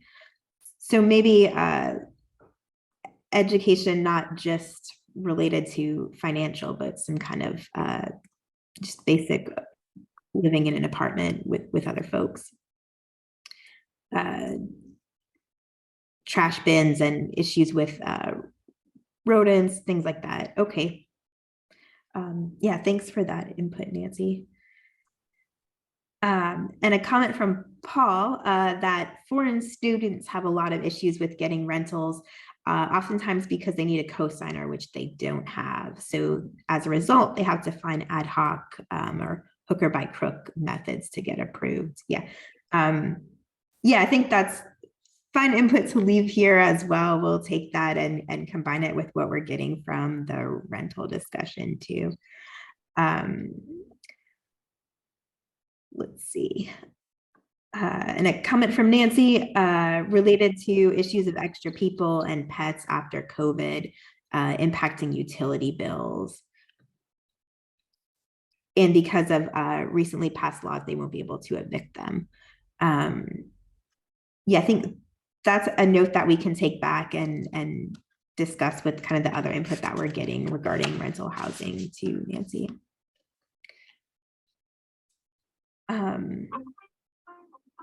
Mercedes, were you going to add something? No, I'm sorry. Yeah, sure. So I think you touched a little bit on this about, I think someone mentioned in the city or close to the city in terms of like where people are able to find housing. When you think about the programs that the folks that you're working with in some of these first-time homebuyer programs, what neighborhoods or areas of LA tend to be most accessible to first-time or low or moderate income homebuyers? A lot of the guidelines are including census tracts in the 50% or more Black, African American, and Hispanic populations. And so just seeing this trend come about, it's giving notes of redlining for sure. And just being able to navigate that is very difficult because anybody can apply for these programs. It could be a Black person, Hispanic, or white, but then they have to go into these neighborhoods that are designated, and only the houses there can be qualified for the programs for first-time homebuyers for some of them. Okay. Sure. so kind of maybe I'll ask the question a little differently. Geographically, what neighborhoods do those tend to be? Or what parts of the city? With the LIPA and MIPA program, I'm finding a lot of buyers are leaning more towards the San Fernando Valley. Okay. So that's where majority of my clients use that program. The challenge we're having is many of the home styles that they can afford are condominiums or properties that have an HOA, and those HOAs may not be structured in a way that where they can get traditional financing. So they can't get an FHA mortgage or even a conventional mortgage because the HOA's finances are not well run, or they have too many investors in the complex, or just different things that could be a barrier for someone that needs a condominium style housing, housing type. Yeah, that makes sense. That's a good note too, I think. Let's see. Anyone else with input in terms of kind of where you see first time or lower income or moderate income home buyers moving?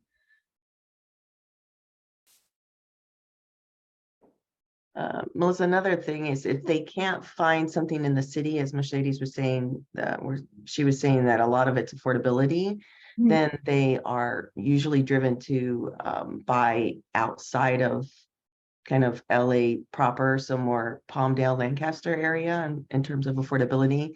And then those programs aren't readily available in those areas.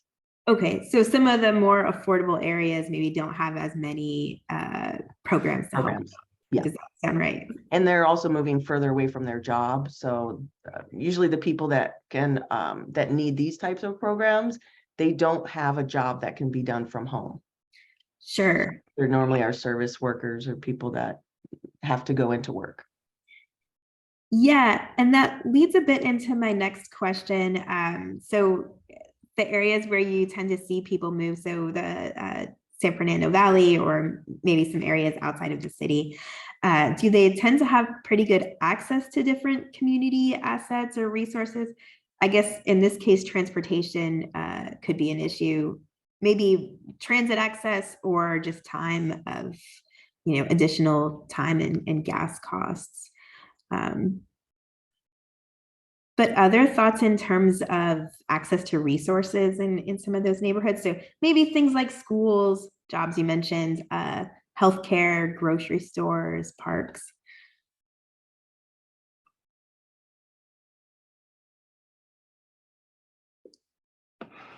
From what I hear from my clients that do have to move out to the Palmdale, Lancaster area, they do comment that there's not as many resources. So, or just things for leisure. So they normally have to come down if they want, nicer restaurants, or also community of demographics that look like them. So they may be moving to an area where there's not as many people that have the same cultural background as they do. Yeah, sure. Okay. Anyone else? Any thoughts on that? Maybe not on that, but a comment on the LIPA program, because what I see on the list that, of the approved communities, there's a lot of them that they're not, to me, the way I look at them, they're not considered low. How can I tell you, for my borrower to be able to buy in that area, I mean, they would have to really make a lot more money, and that would throw them off to qualify for them. And I'm like, why would they have? And I'm trying to think of, like an area right now that I could mention, but sometimes I look at it and I'm like, really? I mean, those homes around there are over 1 million. Why would you include that little?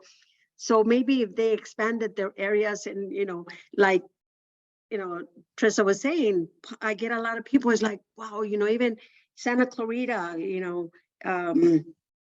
but there's a lot of cities in that list that are like unreachable for our low to moderate income buyers. You know, I think that would be something that, but I mean, I don't know if they could do anything with that.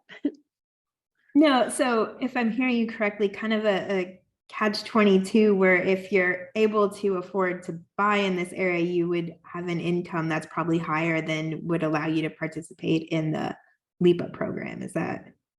Exactly. Yeah. Okay. Yeah.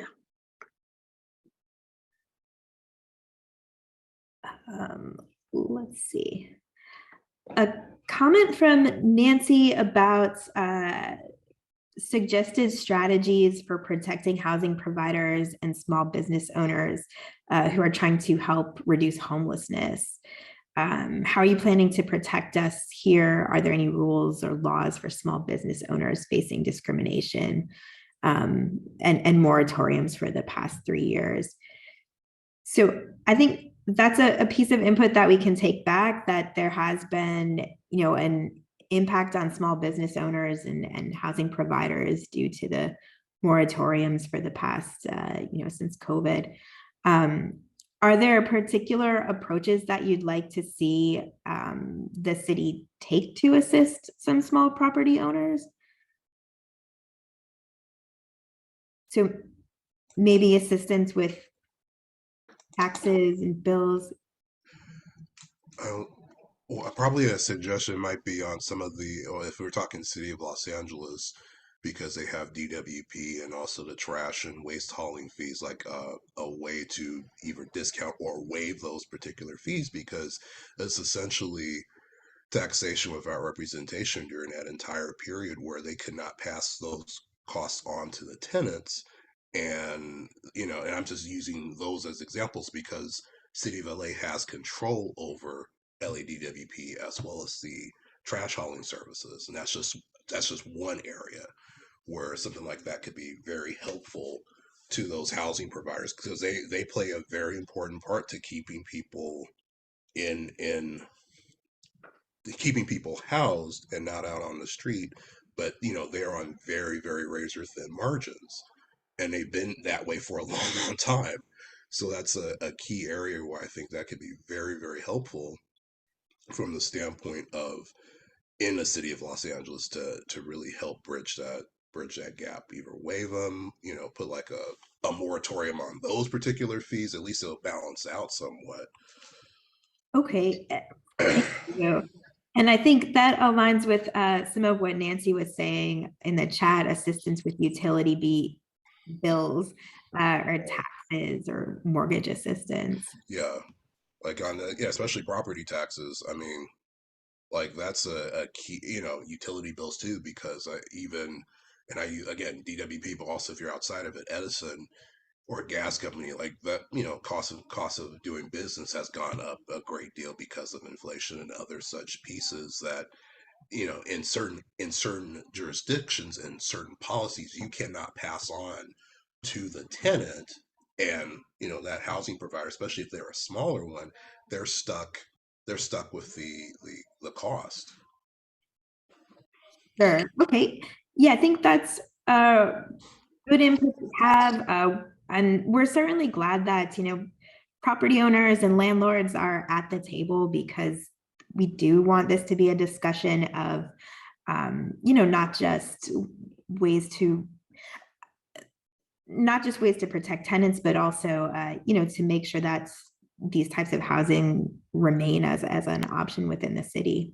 Yeah, no, absolutely. Because I think because of the problem you may see longer term if you don't have a lot of smaller mom and pop housing providers, you're going to see a lot more corporate housing. That in and of itself isn't bad, but it's when you have such a glut of it, when you're doing things. And I'm hearing policies around banning the box and looking at other such pieces that a smaller housing provider will have a little more flexibility. Say, okay, I'll take this person on compared to a corporate one. Corporate one, they're going to be legal. They're going to be by the book. If you don't follow certain criteria, you have no chance to build that up. So, I mean, they're the smaller and the mom and pop housing provider is an important piece to to our housing needs in the city of Los Angeles. And I think from this point forward, especially we have all these big events that are coming up too down the pipeline. You definitely need to have them be an important part of the city's package to help people on housing and be able to fill in those housing units. Yeah, definitely. And we appreciate all of you joining today that kind of represent those viewpoints. And I think Nancy is leaving some comments in the chat too that align a bit with what you're saying. Assistance with utility bills, but maybe also some need for education or clarification about new sanitation laws related to bins that are kind of difficult for folks to use. I think, Melissa, too, if the city could find a way to kind of bridge the gap between rentership and homeownership, this could be a way to incentivize tenants to have maybe good behavior, like, hey, if you do this, this, and this, you could get points or some kind of voucher towards your home ownership program. So that way it's assisting house providers with good tenants that are behaving in a way that's going to maybe lead them on the road to home ownership, but also helps a landlord with a good behaving tenant. Yeah, kind of a win-win. Win-win, yeah. Right. Yeah. Okay. Yeah, I think that's a great idea. Definitely needed better or more effective communication between tenants and landlords. Yeah, it's because just to that point, it's like too many of the policies lately has been creating lots of wedges between them when that's never, I would say it's never been the case, but it's in the last, I would say 5 to 6 years has become more of a wedge because, we lost redevelopment, which lost a lot of affordable housing production, which is now we now have to keep up with. And some policymakers look at the, tenant protections and, some rent control as a quick fix, but it's like, no, that's not going to last in the long haul because, some of those folks who need to move up into home ownership, you're preventing them from doing it because now you create more of the scarcity. It's like we also need to increase the opportunities for home ownership opportunities so that those who can afford it and have the cushion to do so can move up so that there'll be more housing stock available. Sure, kind of moving people along maybe a spectrum of housing. Right, absolutely. It's like, okay, you can upgrade from that Chevrolet to a Buick and then from that Buick to a Cadillac. I'm just using the GM model because that's just the way to look at it. But I think that's something very important for our city and our region's economy to thrive. Sure. Yeah, I think that's a great point that both of you are making there, and kind of building on. I want to add, I do agree that homeownership is a way to build generational wealth. And also, I want to bring up that homeownership isn't for everybody. And that's a decision that they have to make. As a counselor, we're not pushing for homeownership. We're there to deliver unbiased information and education. But at the end of the day, it's their responsibility, their decision. And if they decide homeownership is not for them, why are we going to push for something that they are not ever going to want? Sure. No, I think that's a great point too, that it may be something that some households are aiming for, but not something that is kind of a de facto goal. No, but I think also too, it's also related to some of the policies that has gone down over the last decade or so too. Like that's also adding to some of the angst of, okay, do I really want to go into this spectrum knowing, especially if you're in a particular region or city, where you realize, there's going to be a lot more I would have to put to the table to become the homeowner. And if it's now in certain policies, if you have someone stay in a room, now that's subject to rent control. Okay, I didn't know I was going to be getting into that when I purchased that. So those are some of the other, I think, pieces that it's a balance, and it's a balancing act I think we all have to be mindful of and be aware of. That that is true. Some will see it and like, okay, I don't want to ever do that, and some have that decision. Others look at it because they may not want to do it because of what's been going down. So I mean, there's a balance, but I think there are some pieces to the puzzle that we can all collectively they're all collectively suggesting that could help bridge and make it more palatable to get more folks into appropriate housing and preserve housing stock, increase the housing stock, and have some of it go in areas where you definitely want more stability rather than stability in multiple ways though. So stability in owner, but also stability in, okay, these are folks who've been in the fabric of the community a long time, they need to be in place. So Sure. and sorry, I'm really nasally, I'm getting over a cold, so No, that's okay. And Nancy mentioned in the chat, which again kind of correlates to your points, needs to be more options for housing affordability and programs related to in-depth financial planning. So kind of building up, I think, the availability of housing, rental or homeownership, kind of having more of that available. I think that the what you mentioned, Tressa, kind of that idea of helping people kind of enter homeownership maybe more gradually as they've been renters for a while, might be something that answers the next question I was going to ask. But any ideas about approaches or other partners that the city might consider to try to expand homeownership among groups who typically have lower homeownership rates? So BIPOC residents, lower income households in LA. Any other ideas about programs you might like to see in place? I think that we see households do well when they can kind of combine efforts between family members. And so if there are, I don't know, some kind of programs where, families can buy multiple units or something together and pull their resources together, I think that would maybe help in situations where we see low income. If they're all, coming together and buying units together, then that might be something where they each have a unit, but they can also pull their resources together and kind of support the family together. Okay. Is that something that's first, I would assume that this is something that current first-time homeownership programs maybe don't support very well, kind of folks. The LIPA MIPA program, most of these programs are one unit programs. Yeah. So you can't necessarily obtain a multi-unit with these types of programs, but and I understand that they don't necessarily want a homeowner jumping right into a landlord position. Sure. But if we open that up to families where maybe it's multi-generational or something, then that might expand opportunities. Okay, so purchasing like 2 or 3 unit. Yeah, and if they're all from the same household, that might be something to look into. Sure. Okay.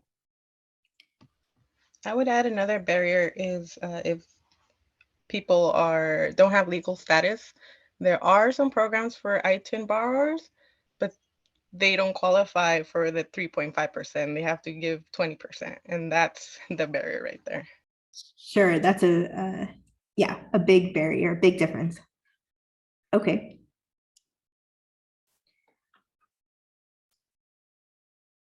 Any other, what about partners that you feel like, are there groups or agencies that the city should reach out to kind of encourage or help expand homeownership? Or maybe even folks that don't know about programs that are available now that the city could do some better outreach for? I know we started doing a little bit more with LA Neighborhood Housing Services and doing some first-time homebuyer programs, and I think that's something that the city can definitely start with those who are already doing that work and actually help on the capacity level. And that's something we're trying to partner with them on in the longer term, because they have so many, they know so much, and it's just, they don't have the capacity to take on everybody. And it might be something where we're looking to get some of our members to, look at this as a building block opportunity for them to help get those new folks into homes, first time home buyers, and look at the opportunities and the programs that are available to get them into those homes and use that as a means of doing that. So I'm just using that as an example. Sure, yeah, that sounds good. And I see in the chat, Maria mentions people with disabilities as well, that maybe don't get information to get started about homeownership. Is there a particular way that would be best to disseminate that type of information? Any organizations that could go through, or other approaches that you feel like the city should take? Well, organizations receiving federal funding are, they're considered an extension, right, of AFH. So I don't know how that's being tracked, if these organizations are actually doing the work, if there's a type of auditing, a type of submit what you're doing now, submit your materials, and maybe just have a consolidated plan. Yeah, organizations that are using federal funding to provide these services usually would have some oversight in terms of making sure that they're, serving everyone equally. What about, so another question that I had, we've seen research that indicates that homes that are in majority Black or Latino neighborhoods are more commonly underappraised compared to ones that are in majority white neighborhoods. Is that something that you see with home appraisals in Los Angeles? I've run into a few instances where that's happened. Okay. Yeah. Are there certain neighborhoods where you're more likely to see that than others? Primarily Black neighborhoods is where I've seen it. Okay.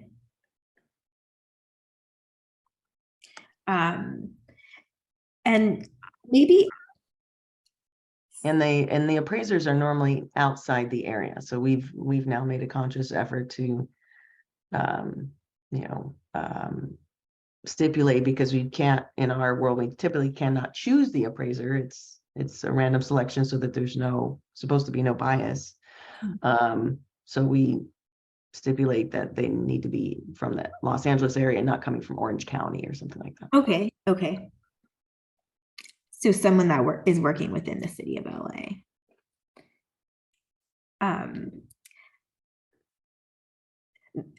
So I guess that's maybe one approach to helping to lessen that issue. Anything else that you feel like the city could do to address kind of under appraisals?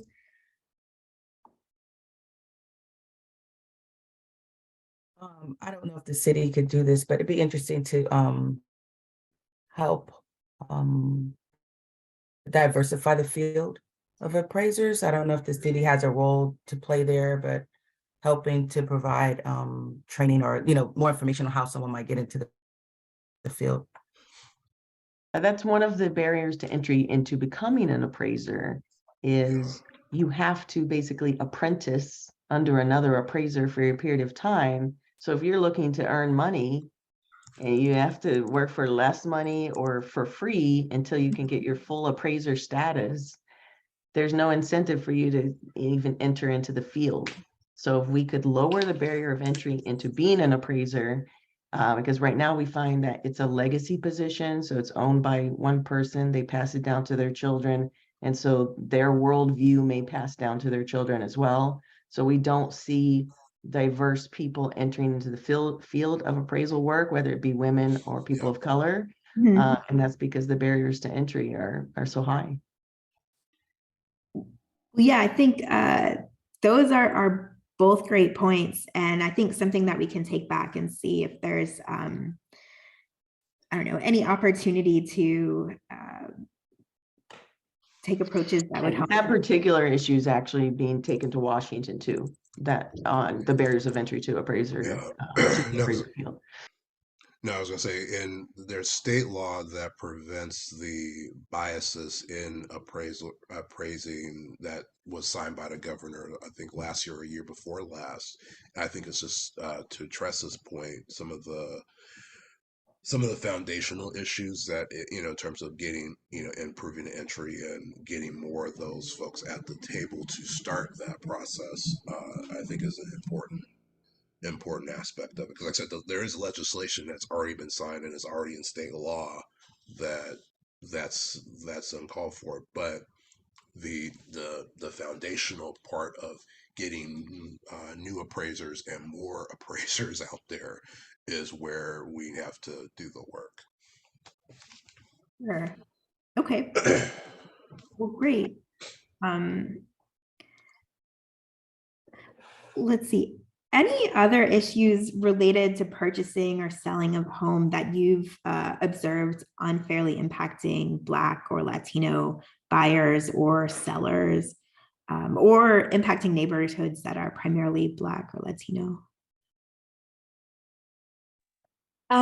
If I may just say something. Hello, everybody. My name is Evelyn. I'm a local housing provider here in South Los Angeles, and I'm a member of LROC, the Local Owners Coalition of Los Angeles. I have experienced this. Actually, one of our neighbors recently sold. We've been in this neighborhood off of Manchester and 87 Place for quite some time. Close to 20 years. And just recently, I want to say a year ago, they sold right next to us. She sold under value market, really low, 200K a house. And they converted into a duplex without their permits. And they even moved like the property wall. I mean, they're doing these things. And then they resold it for like 500K. Okay. But it's stuff like this. It's like there's no permits. They made it into a duplex. The real estate made it into a duplex, and now it's encroaching on our property. Okay. But that's the type of stuff like realtors are doing now, and like large real estate companies. Sure. Okay. So some activities that are kind of outside of maybe the local law or boundaries in terms of. I'm still dealing with trying to retrieve our easement back. Okay. Yeah. Tressa, you were nodding like that. Well, I think that, yeah, we're seeing, more investors come in. We're also seeing larger companies like a Zillow type company that are coming in and buying properties and maybe converting for investment, or they're turning them into Airbnbs. And I think that's something that's really affected the affordability in the city, are these large companies and corporations that come in. It's currently an Airbnb, by the way. Yeah, I was thinking of things like Airbnb earlier when we were talking about kind of the importance of small property owners and landlords. I think a lot of times that, can be the other option for a house that is, could be a rental unit long-term versus a short-term rental. And definitely in terms of affordability, you'd want it to stay as that long-term rental. So. Yeah, that's what we're looking for at our team at Elrong is, we support our homeowners, and we are trying to do is we're trying to keep all our homeowners still own our property, because what's going on is us small housing providers, we're very being squeezed out. You know what I mean? We really are. I mean, everything is costing more, and the registrations cost more, the city taxes cost more, and the cost of doing services and business with our maintenance and everything, it's going up, and we're not getting any assistance. Like nobody's helping us. And my insurance, our property insurance quadrupled. It went from $4,000 a year to $12,000 this year. So that means an additional $1,000 on our mortgage that it's really tight right now. That's basically our maintenance money. And now we have to pay it in insurance because our insurance providers are saying it's too dangerous to pay. So most of our owners, what we're seeing at the LROC program is that a lot of owners are not being covered or being insured. Their properties are not being insured any longer. Like State Farm, Farmers, these companies are no longer covering in South LA, apartments in South LA. So that's becoming a huge strain on small mom and pop owners in the South LA area, especially. Okay, yeah, thanks for that input. And sounds like it really aligns with Nancy was mentioning that, and Gerard earlier, kind of the increase in utilities and insurance, things like that have gone up. Well, the insurance has skyrocketed. It's like absurd. It's already like, I'm trying to figure out how we can even afford the mortgage with this impounded insurance that's above we've ever seen. And it doesn't even cover anything. So I still have to get another insurance. So this is a forced insurance because our insurance canceled us due to the increased danger. And they say it's too dangerous. The area is too dangerous to cover now. And that's the same what I've been hearing from other housing providers. Sure. And so as insurance providers leave, those that are there are kind of able to raise rates too, I would imagine. So yeah. Well, yeah, thank you for that input, and thank you for joining us today. Oh, absolutely, Melissa. Maybe let me ask you one more question. So as housing industry professionals, and I think you are kind of some diverse viewpoints there, how do you stay up to date on things like housing laws, policies, or programs in the city? And are there specific areas that you'd be interested in learning more about? Yeah, we've been housing providers in South LA for over 20 years. And when we first initiated, my father purchased a property. He's a first Mexican born, and I'm Mexican American. So we're very proud that we house, nothing but Section 8 tenants, and we also house veterans in our area. So we keep up to date with HACLA. We keep up with the newsletter. We're hoping that they update the newsletter, which has not been updated for landlords for quite a while. We also keep updated with AOA, the Apartment Owners Association, AGLA, the Association of Greater Los Angeles for Landlords. I'm a member of them. I've been a member since 2019, but AOA, I've been a member for many, many years. I also keep updated with the LROC group, which is a new group that was introduced back in 2020. And that group is funded by Mark Zuckerberg Initiative and also the Disney Linda Roy Foundation. Okay. And it's in partnership with CRDCD2 partners from South LA. Okay, great. Yeah. So we all keep each other informed. Also, I'm a member of the coalition of the small property owners of South LA. And we have monthly meetings over Zoom. So we all these stakeholders, all these housing providers, local housing providers, we all talk, we all communicate. And yeah, that's how we all keep updated. And we try to help each other and share vendors. And so that, especially here in South LA, in the small community, it's really hard to get vendors in South LA. Okay. Mm-hmm. That's great. And I think we could pass along that message to HACLA as well about the newsletter. Oh, yeah. I mean, I've been working with HACLA for close to 20 years. And to be quite frankly, if I could just say this, I've noticed a very slowdown in the department. It took me 3 months to get somebody to get their rent, just to get a HAP contract. Okay. Okay. And, she was very, 3 months is a long time. And I still haven't gotten paid, by the way. Yeah, sure. I mean, definitely discourages. Yeah, it discourages landlords. And, when we have issues with the HIP program, especially with the HIP program, when we get, tenants who are homeless or who unfortunately have mental health issues, we're not social workers. Unfortunately, I've learned throughout the years, but I'm not a qualified, social worker. And sometimes, our tenants have mental health crisis, and what we do is we try to call,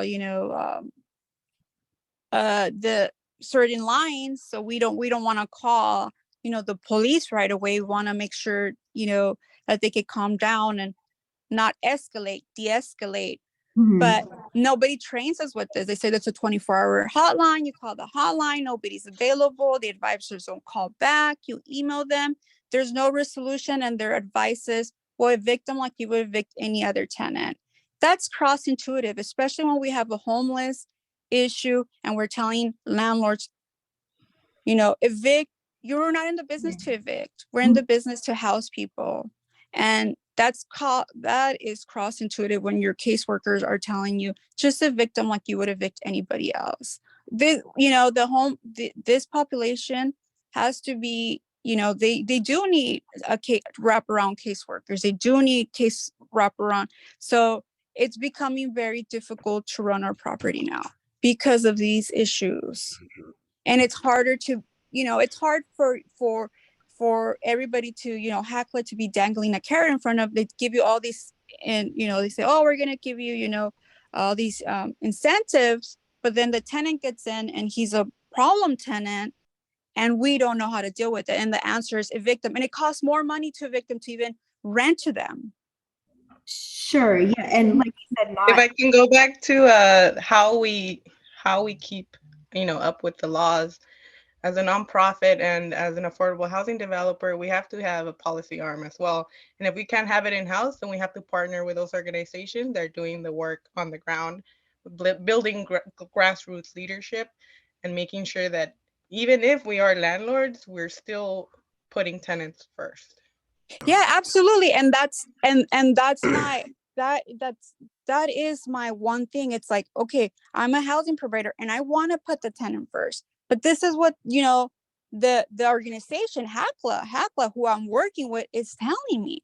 And HACLA is in the business of housing people. I'm in the business of housing people. I'm not in the business of evicting people. If we could find a solution for the tenant and work with the tenant instead of allowing the tenant just to, do whatever he wants. But let's say, hey, tenant, a warning notice or something, assistance. There's no communication. When there's no communication between the landlord and HACLA, their caseworker or advisors, then that it all falls apart. Sure. Yeah, I think this is great input to have, and I think something we can take back to HACLA and kind of provide to them and hopefully address some of these issues. Oh yeah, because I'm all for keeping them housed. If we could work with the tenant and the HACLA and organizations who could, instead of evicting, if we could come to mediation and come to a solution, would be wonderful. Yeah. We us as landlords, we got that assistance from HACLA or just that that support. We don't have no support. That's the word I want to use. I'm sorry, I'm ADHD and I have a speech impediment. So I apologize if I sound a little weird to you guys. I do apologize. I do have a disability, but I'm still a working housing provider with a disability. So I do apologize. But like I said, it's very important that we don't lose the support and we don't lose the communication with our housing providers just because, we're painted with, horns and tails, but we're not all bad. We're good. I'm in South, you know what I mean? I've been in South Florida providing housing for a long time. The only groups I found support as of now is LROC through CRDC partners and the small coalition of South LA, a small property owners. Yeah. No, and that's a great point Evelyn just made too, because there's so many new, because the housing providers are painted as if, they're the devil incarnate, where, there are other ideas and solutions get thrown into the mix, like, oh, let's raise more, property tax fees and more real estate transfer taxes. So they need funding. It's like, no, it's not a matter of funding. It's more a matter of there's existing programs out there that are not administered properly that could do a lot of the work if it is handled correctly. And Section 8 voucher is one. There's so many others, like the ULA initiative that will come online April 1st. All that does is increase the house of multifamily housing. At the same time, it provides new resources, but currently the administration and the various departments can barely handle what they have now, and those are federally funded. So it's like, how is new resources going to help when they haven't been able to manage appropriately the state and federal dollars that they already have in play? And I think, to Evelyn's point and many others, like, if we could just focus on making the main thing, because they don't want to, they don't want to deal with evictions. Like, that's just a waste of time, a waste of resources. They have a good tenant, you want to keep those good tenants. And, Yeah, absolutely. Doing things to help that it's a win-win. Yeah. Thank you both for those perspectives. And I know, Nancy, you have left some comments in the chat as well, echoing some of those and mentioning assistance programs related to mortgage, utilities, and taxes, discrimination against small business owners, application fraud, and things like that. So we are collecting all the comments that you've left in the chat as well. We have maybe time for like one more comment if anyone has any last idea that they would like to share, but then we'll jump back to the larger group. Only that, just to answer the last question in terms of who, like, I'm the government affairs director for our association.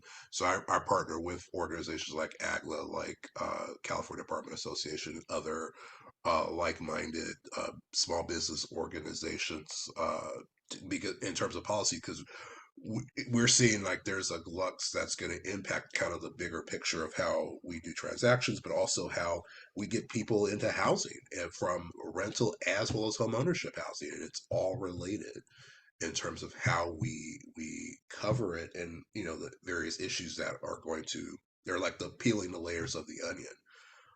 So I work with AGLA and so many other organizations, and I'd love to meet with everyone here in the future too, because it's like, I think there's a growing need and a growing issue of, like, a lot of these policies, if we do not solve them and or have both parties at the table, not make it so one-sided, we're never going to really solve our homelessness crisis, and hell, we'll end up really creating more homelessness because we haven't solved the folks who are still in their housing, or even protected the housing providers who are protecting the tenants in there.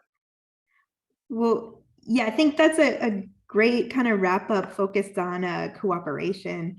And I think a great thing for us to keep in mind as we're working on developing some strategies to address fair housing issues. So I think we're going to close the breakout rooms now, but I want to thank you all so much for your inputs. It's awesome.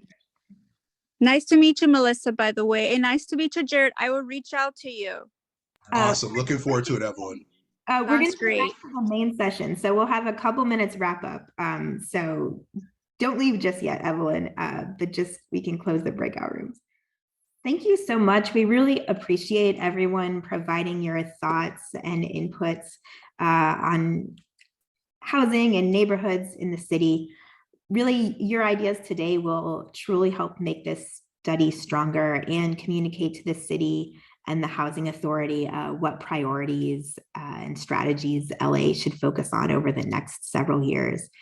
We really hope that you will stay involved with the project, and you can visit housing.lacity.org /residence/assessment of fair housing with dashes between each of those words to stay up to date on it.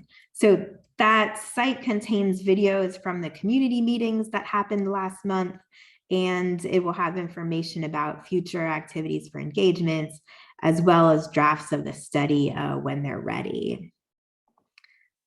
So we also, on the website, you'll see a couple links for surveys that we have open. One is for organization representatives, and we hope you'll all take that. We also have a second for community members, which is available in 7 languages and really open to anyone living or working in the city of LA. So we'd ask for your help in disseminating that and hope you'll share it with clients, neighbors, colleagues, residents that you serve, and others who may be interested. If you'd be willing to share on your organization's social media, that would also be great.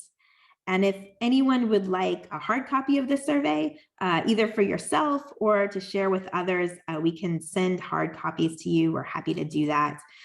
Just email lahd.afhpolicy@lacity.org, and we'd be happy to get those to you.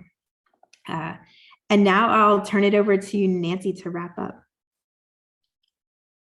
Yes. Thank you all for joining. We are encouraging all of you to stay involved in the city's assessment of fair housing development process. Your input is extremely valuable and needed, and we thank you for today's session. Please visit the Assessment of Fair Housing webpage that Melissa mentioned to stay up to date on our activity. And we're also asking that you complete the stakeholder survey that's found on our webpage if you haven't done so already. Since you registered for this meeting, you are part of our email list, so you will be receiving Assessment of Fair Housing updates going forward. If you have any additional ideas to share after today, feel free to email us at lhd.afhpolicy@lacity.org. I believe there's also a SurveyMonkey link that has been shared for you to also provide additional feedback there. Also, please spread the word. If others are interested in receiving project updates, they can request to be added to our email contact list by emailing us. So we thank you all for taking time to participate in the city's AFH discussion, and we hope you stay connected. So take care. Thank you. Yeah, thank you, everyone.